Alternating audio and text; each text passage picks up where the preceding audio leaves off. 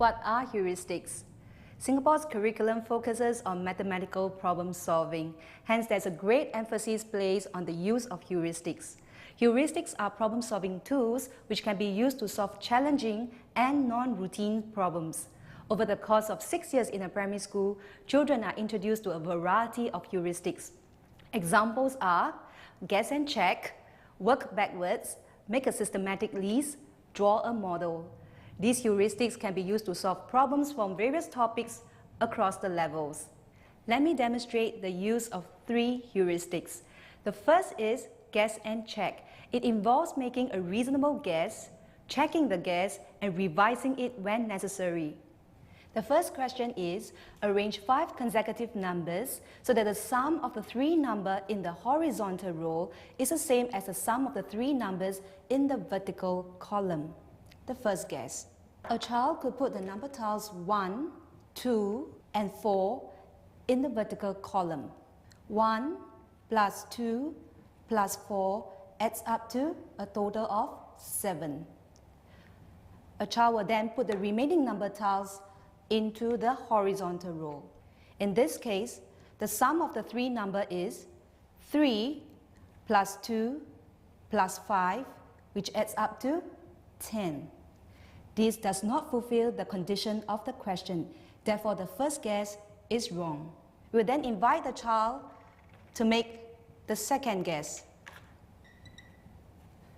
The child can put the following tiles in the vertical column: 1, 3, and 5. So in this case, 1 plus 3 plus 5, total 9. And put the remaining tiles into the row.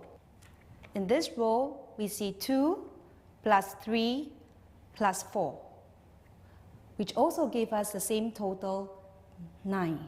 Therefore, the second guess is correct.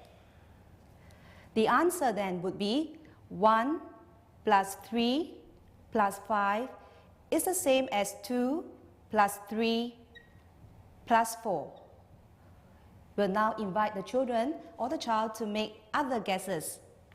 This is guess and check. The second heuristic is work backwards. It requires a consideration of the whole problem in a reverse order. The second question is, John had some marbles. He gave his brother 25 marbles and bought another 70 marbles. If he had 168 marbles after that, how many marbles did he have at first? So John had an initial number of marbles. After he gave his brother 25 marbles, we take away 25. At the next stage, he bought another 70 marbles, in which we have to add 70. He is then left with 168 marbles. So how many marbles did he have at first? We want to find out the initial number of marbles John had. To do this, we have to work backwards. Starting from 168, we find the number before he bought 70 marbles. So we use 168, take away 70, we get 98. So to find out the number he had initially, we have to include this number of marbles he gave away. So the second step will be 98 plus 25, which gives us 123. So John had 123 marbles at first. This is working backwards. The third heuristic is make a systematic list. It is an orderly arrangement of data. Question 3. Mrs. Lee earns $3 for each t-shirt sold. She earns an additional $10 for every 20 t-shirts sold. How many t-shirts must she sell in order to earn $350? We can solve this by making a systematic list. We can label the table, number of t-shirts sold, and the amount of money earned. First, we compute the amount of money earned by selling one batch of 20 t-shirts.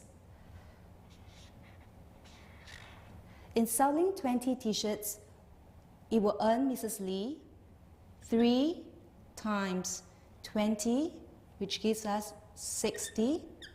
Since there's additional $10, we add on $10 to $60 to obtain $70.